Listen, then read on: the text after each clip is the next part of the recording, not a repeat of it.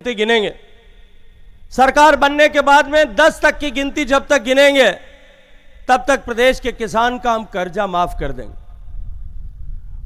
सरकार कांग्रेस पार्टी ने धोखा किया युवाओं के साथ में कि सरकार बनने के साथ ही हम युवाओं को 3,500 रुपए मासिक भत्ता, जब तक उनको रोजगार नहीं देंगे तब तक भत्ता देते रहेंगे। उन्होंने मेरी माताएं बहनें यहां बैठी हैं, उनके साथ में भी कि हम सलामती का शासन देंगे, आपको सुरक्षा देंगे, ऐसा वादा किया था। प्रदेश में विकास काम करेंगे, इसका वादा किया था। दलितों का सम्मान बढ़ाएंगे, इसका वादा किया था। लेकिन चुनाव जीत जाने के बाद में मैं ये कहूंगा कि शायद गहलोत साहब को फुर्सत नहीं मिली। इसके लिए गहलोत साहब जो है आप लोगों से किए हुए वादों पर खरे नहीं उतरे। चुनाव का परिणाम आया था, 5 साल तक राजस्थान में डबल इंजन की सरकार चली थी। मोदी जी के नेतृत्व में दिल्ली में यशस्वी सरकार भारत की चल रही थी। गरीब के जीवन में परिवर्तन लाने के संकल्प को लेकर के माननीय मोदी जी ने जिस तरह से योजनाओं को प्रारंभ किया था, गरीब को घर मिले, हर घर में गैस का चूल्हा हो, हर घर में शौचालय बने, हर गांव तक सड़क पहुंचे, हर घर तक बिजली पहुंचे, हर घर में बैंक का खाता खुले ताकि सरकार की सहायता और राज्य सहायता का पैसा सीधा खाते में ट्रांसफर हो सके। बिचौलियों को समाप्त करने के लिए बैंक का खाता खोलने का अभियान प्रारंभ किया। गरीबी हटाओ का नारा देकर के वर्षों तक इस देश में सरकारों ने काम किया। गरीबी हटाओ का नारा देकर के सत्ताओं का सुख भोगने तक दशकों से इस कांग्रेस पार्टी ने काम किया। नेहरू जी ने कहा गरीबी हटाएंगे, इंदिरा जी ने कहा गरीबी हटाएंगे, नरसिम्हा राव ने कहा गरीबी हटाएंगे, राजीव गांधी जी ने कहा गरीबी हटाएंगे, मनमोहन सिंह जी ने कहा गरीबी हटाएंगे। मैं आपसे पूछना चाहता हूं, गरीबी हटी? माननीय मोदी जी के नेतृत्व में जब 2014 में सरकार बनी थी, देश में 4 करोड़ घर ऐसे थे जिनमें बिजली उस दिन तक नहीं आती थी। देश में 4 करोड़ लोग ऐसे थे जिनके पास में आवास की सुविधा नहीं थी 2011 के बेसलाइन सर्वे के आधार पर। यह सब तो छोड़ दीजिए, इस 21वीं शताब्दी में देश का 62% लोग, 62% आबादी देश की ग्रामीण क्षेत्रों में रहने वाली ऐसी थी जिनके घर में सामान्य शौचालय की सुविधा नहीं थी। जब 2014 में आप सबने सरकार बनाई, मुझे आशीर्वाद देकर के जोधपुर की जनता ने आप सबकी शुभकामनाओं के साथ में दिल्ली चुन करके भेजा था। प्रधानमंत्री जी ने मुझे संयुक्त राष्ट्र संघ की एक सभा में देश का प्रतिनिधित्व करने के लिए भेजा और माननीय प्रधानमंत्री जी ने कहा कि ये जो स्वच्छता को लेकर के वहां चर्चा हो रही है, उसमें भारत का पक्ष रखने की जिम्मेदारी मैं तुमको देता हूं। मैं वहां गया, संयुक्त राष्ट्र की सभा में दुनिया के 200 देशों के प्रतिनिधि वहां अपने अपने देश का झंडा लगे हुए टेबल के पीछे कुर्सी पर बैठे। मैं भी गर्व के साथ में कि 140 करोड़ लोगों के प्रतिनिधि हो, इस प्रतिनिधि के नाते, इस जिम्मेदारी के एहसास के साथ में वहां बैठा। लेकिन जब वहां बातचीत शुरू हुई कि दुनिया में जो कुल मिलाकर के 100 करोड़ लोग ऐसे अनुमानित किए गए कि जिनके घर में शौचालय नहीं है, उनको खुले में शौच के लिए वो अभिशाप है। माताओं बहनों को नित्य प्रतिदिन अपनी गरिमा के साथ समझौता करना पड़ता है। मुझे अत्यंत दुख हुआ मित्रों जब मैंने ये सुना कि उस 100 करोड़ लोगों में से 60 करोड़ लोग मेरे भारत में थे। लोग उंगली उठा करके जितने भाषण देने वाले थे वो कह रहे थे कि भारत में 60 करोड़ लोग हैं, और उनके चलते हुए मुझे ऐसा एहसास हो रहा था कि जैसे मैं कोई अपराधी की तरह वहां बैठा। हर आदमी भारत की तरफ उंगली उठा करके बोल रहा था। लेकिन मोदी जी ने संकल्प किया कि मैं गरीब का बेटा हूं और गरीबी का दर्द जानता हूं। मैंने गरीबी को देखा और भोगा है, इसलिए उन्होंने गरीब के जीवन में परिवर्तन लाने के लिए योजनाएं प्रारंभ की। आज मैं गर्व के साथ में इस मंच पर खड़े होकर कह सकता हूं कि यहां देश में पूरी ताकत के साथ में जिस तरह से सरकार ने काम किया, एक नई गवर्निंग पॉलिसी बनाई कि जितना भी जो भी कोई योजना हाथ में लेंगे, जो भी कोई काम हाथ में लेंगे, 100% लोगों को उसका लाभ पहुंचना चाहिए। इस लक्ष्य को लेकर के लेंगे। पहले भी आवास बनते थे, इंदिरा आवास बनते थे। मैं याद दिलाना चाहता हूं मंच पर बैठे हुए बुजुर्ग लोगों को, आदरणीय हरि सिंह साहब बैठे, इंदिरा आवास बनते थे, शौचालय बनते थे। लेकिन वो शौचालय बनते कितने थे कि पूरी बिहाड़ की पंचायत में 5 शौचालय बनेंगे। अब बिहाड़ की पंचायत में 5 शौचालय बनेंगे तब किसको मिलेंगे कि सरपंच साहब के 5 गांव हैं पंचायत में, वो 5 गांव में जो है बूथ पे बैठे, एक तो पहली घरे कोई ने बाती नहीं देनो पड़ी, एक बूथ पे बैठे उन्हें देनो पड़े, तो साल में 5 आए, जब 5 आदमी यार घर में शौचालय बने, उनको कोई कदे घर में शौचालय पूछ सकता? टुकड़ों टुकड़ों में राज्य, टुकड़ों टुकड़ों में विकास करने की परंपरा इस देश में थी। अभावों के साथ में देश में काम करने की परंपरा इस देश में थी। लेकिन मोदी जी ने कहा जो भी काम करेंगे 100% लोगों तक पहुंचना चाहिए, उस लक्ष्य के साथ में करेंगे।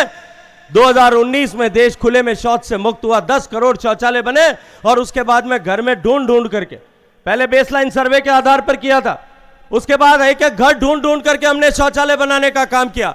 आज देश को खुले में शौच के अभिशाप से मुक्त किया। हर घर तक बिजली पहुंचाने के लक्ष्य को लेकर के इसी तरह से एक योजना प्रारंभ हुई थी। 18,000 गांव ऐसे थे, 18,000 पंचायतें जिनमें बिजली नहीं थी। आज देश के हर पंचायत तक बिजली पहुंची है। देश के हर घर तक बिजली पहुंचाने के सपने को लेकर के हमने काम प्रारंभ किया। लेकिन 2018 में दुर्भाग्य से राजस्थान में सरकार बदल गई और इस वर्तमान अशोक गहलोत सरकार ने इस जैसलमेर, बाड़मेर, जोधपुर और बीकानेर के लोगों के साथ एक षड्यंत्र किया। सरकार ने अपनी नाकामी को छुपाने के लिए, क्योंकि समय सीमा योजना की समाप्त हो रही थी, अपनी नाकामी को छुपाने के लिए एक पाप किया और एक सर्टिफिकेट बना करके भेज दिया कि राजस्थान के हर घर तक बिजली पहुंच चुकी है। मैं आपसे पूछना चाहता हूं कि हमारे दौरों में बैठे हुए, डाणी में, आंकड़ों में बैठे हुए लोगों के घर तक बिजली पहुंच गई? बहुत सारे लोग ऐसे हैं जिनके घर तक आज बिजली नहीं पहुंची। विषय मेरे संज्ञान में आया, मैं कैलाश चौधरी जी के साथ लेकर के और देश की वित्त मंत्री आदरणीय निर्मला सीतारमण जी से मिला। हम दोनों ने जाकर के उनको निवेदन किया कि राजस्थान के लोगों के साथ धोखा हुआ है, राजस्थान की सरकार ने झूठा सर्टिफिकेट पेश किया है, हमने आंकड़े प्रस्तुत किए। उन्होंने कहा कि मैं इस स्कीम को एक बार 6 महीने के लिए वापस चालू कर देते। वो स्कीम वापस चालू हुई। राजस्थान को 1250 करोड़ रुपए हमने दिलाए कि ये बचे हुए जो घर हैं इनकी सूची आपके पास में है, हर घर तक बिजली पहुंचा दीजिए। लेकिन क्योंकि राजस्थान की सरकार में बैठे हुए लोगों को उन बिजली के थंभों की खरीद में घोटाला करना था, तारों की खरीद में घोटाला करना था, ट्रांसफार्मर की खरीद में घोटाला करना था, लाइन डालने के ठेके में घोटाला करना था, उस भ्रष्टाचार की आकांक्षा अपेक्षा में सरकार ने 3 बार टेंडर कैंसिल किया और वो 6 महीने का टाइम पीरियड चला गया और उसके बाद में वो स्कीम लैप्स हो गई। 1250 करोड़ रुपए वापस भेजने पड़े। मैंने फिर जाकर के प्रधानमंत्री जी को कैबिनेट में निवेदन किया कि प्रधानमंत्री जी, आपका संकल्प है कि हर घर तक बिजली पहुंचनी चाहिए, लेकिन यह सरकार बिजली पहुंचाने के लिए काम नहीं कर रही है। सरकार ने झूठा सर्टिफिकेट दिया है, 2 बार झूठे सर्टिफिकेट दिए हैं। प्रधानमंत्री जी ने कृपा करके तीसरी बार उस स्कीम को चालू किया। आज चालू किए हुए 1 साल हो गया, लेकिन सरकार किसी के भी घर में बिजली नहीं लगा रही।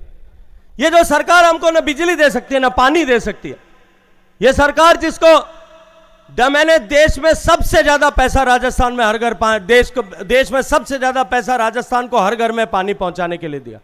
मोदी जी का संकल्प था कि हर घर तक हम पानी पहुंचाएंगे, लेकिन ये सरकार उसमें भी अपना काम नहीं कर पाई। न बिजली दे सकी, न पानी दे सकी, न सुरक्षा दे सकी, न सलामती दे सकी, न किसानों का कर्जा माफ कर सके, और सरकार केवल और केवल कुर्सी बचाने के संघर्ष में उलझी भी रही। एक तरफ जहां सरकार बनने से पहले भारतीय जनता पार्टी की सरकार में इन सब योजनाओं के इंप्लीमेंटेशन में राजस्थान देश में पहले, दूसरे और तीसरे पायदान पर होता था। बिजली लगाने में पहले, दूसरे नंबर पर, घर बनाने में पहले नंबर पर, ग्रामीण सड़क बनाने में तीसरे नंबर पर, खाते खोलने में पहले नंबर पर, शौचालय बनाने में पहले दूसरे नंबर पर होता था। उस राजस्थान को अभी सरकार ने नीचे से पहले, दूसरे और तीसरे नंबर पर पहुंचा दिया।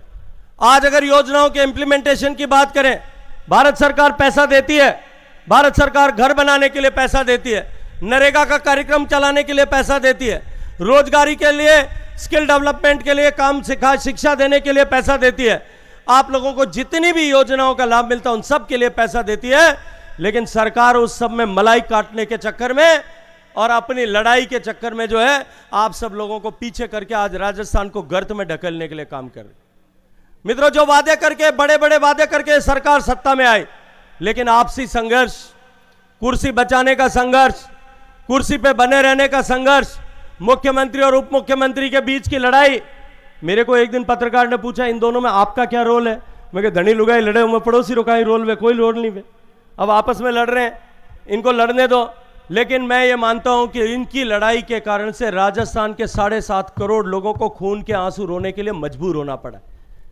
और यह सरकार जिस तरह से बार बार होटलों में गई, गढ़ किलों में जाकर के बंद हुई, उसका दुष्परिणाम यह हुआ कि सरकार के एमएलए बेनकाब हो बेलगाम हो गए, सरकार के सारे जो है एमएलए उच्चसंकल हो गए, भ्रष्टाचार चरम पर पहुंच गया।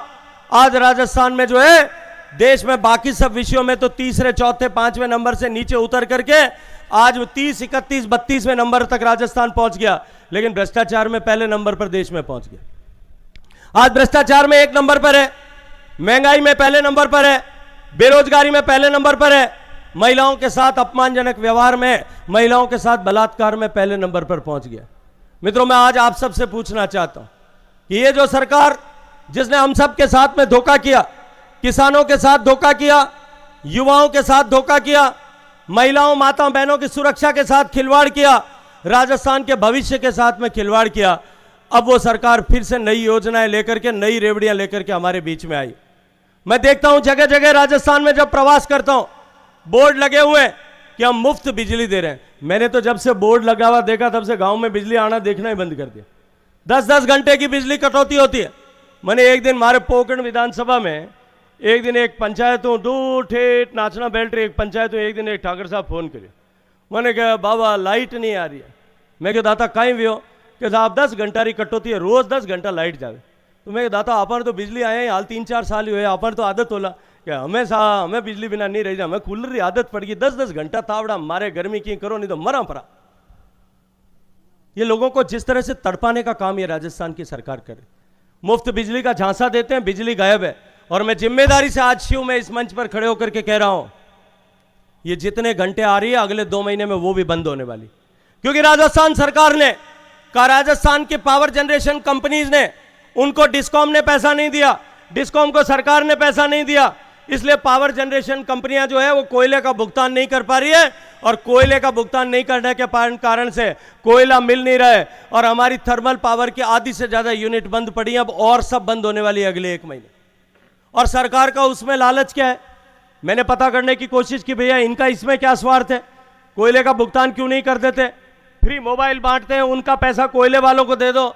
मैं आपसे पूछना चाहता हूं, अपने को फ्री मोबाइल चाहिए या बिजली चाहिए खेती में कनेक्शन के भी, खेत पिलाने के लिए?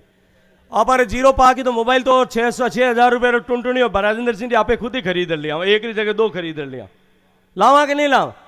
आप अरे लाख रुपये 0 पा के 2-5 लाख रुपया 0 पा के आपे घर में ले रहा हूँ, एक ही जगह 2 मोबाइल घराड़ा लार दे देवा, लार देवा कि नहीं देवा? पहले आपन कन जो मोबाइल है वे आपा ने कोई है सरकार मुफ्त में दिया, लेकिन सरकार का उसमें फायदा है, सरकार में बैठे हुए लोग महंगी बिजली प्राइवेट कंपनियों से खरीदने के लिए, इनको उसमें जो भ्रष्टाचार करते हैं, 12 रुपए यूनिट बिजली खरीदते हैं, उसमें 2 रुपए अपनी जेब में डालते हैं, और ये जो भ्रष्टाचार कर रहे हैं, इस भ्रष्टाचार के कारण आज आपके खेत में बिजली नहीं आ रही। आज किसान आंदोलन कर रहे हैं, यहां पे किसान आंदोलन कर रहे हैं। शिव में मुझे बताया गया जो किसानों को बिजली मांग रहे हैं उनको बिजली की जगह लाठी देने का काम ये सरकार कर रही। किसानों को जो पानी मांगते हैं गंगानगर में, उनको पानी देने के नाम पर लाठी मांगते। युवा जब लाठी मारती है, युवा जब नौकरी मांगते हैं तो उनको नौकरी के नाम पर नौकरी तो मिलती नहीं, लाठी मिलती है, लाठी की मार मिलती है। जब पेपर लीक हो जाता है उसकी जांच करने के लिए युवा आंदोलन करते हैं कि हमारे सपने टूट गए, तो उनके ऊपर लाठी का प्रहार होता है। देश के लिए बलिदान होने वाले वीरों की वीरांगनाएं जब जाकर के अपने लिए न्याय मांगती है तो यह सरकार उनके कपड़े फाड़ करके उनके ऊपर लाठियों का प्रहार करने का काम करती है। ये बिजली पानी जो सरकार नहीं दे सके, उस सरकार को सरकार में रहने का अधिकार है क्या? मैं आज आपसे पूछना चाहता हूं, है क्या? अगर नहीं है तो हमको संकल्प करना पड़ेगा कि हम इस सरकार को उखाड़ करके फेंक देंगे। आज राजस्थान में किस तरह के हालात इन्होंने बना करके छोड़े, किस तरह से माताओं बहनों की करुण क्रंदन चीत्कार चीखें हमारे को चारों तरफ से सुनाई दे रही। मैं आज आपसे पूछना चाहता हूं कि हम उस धरती के लोग हैं जिन लोगों ने महिलाओं के सम्मान के लिए, गाय गंगा गौरी गीता गायत्री इनके सम्मान के लिए, भारत के मान बिंदुओं के लिए, इस सनातन संस्कृति के मान बिंदुओं की रक्षा के लिए हंसते हंसते अपनी पीढ़ियां कुर्बान कर दी थी। हम लोग क्या आज हमारा खून इतना पानी हो गया कि राजस्थान में 2 लाख महिलाओं के साथ में अत्याचार हो गया, राजस्थान में देश में सबसे ज्यादा बच्चियों के साथ में बलात्कार और गैंगरेप की घटनाएं हो गई, उसके बाद में भी हमारा खून नहीं खोल रहा है। मैं पूछना चाहता हूं, क्या गुनाह किया था उस बेटी ने भीलवाड़ा की? 13 साल की वो बच्ची जिसने दुनिया भी पूरी तरीके से नहीं देखी थी, दुनिया की समझ भी उसको पूरी तरह से नहीं थी, उसके साथ 3 दरिंदों ने दरिंदगी करने का पाप किया। और दरिंदगी करने के बाद में भी उसके सर पर लाठी मार करके मारने की कोशिश की, नहीं मरी, तड़प रही थी तो गला दबाने की कोशिश की, और गला दबाने पे भी जब नहीं मरी तो जिंदा का जो है कोयले की भट्टी में झोंक दिया। उसके दर्द की एक एक चीत्कार, उसके दर्द के एक एक दर्द, उसके दुख का एक एक कण था। उसकी सौगंध उठा करके हमको तय करना पड़ेगा कि हम इस सरकार को, जिसकी नाकामी के कारण से, जिसकी नामर्दगी के कारण से यह परिस्थिति प्रदेश में पैदा हुई है, उसको हम उखाड़ करके फेंक देंगे। हर उस बेटी के साथ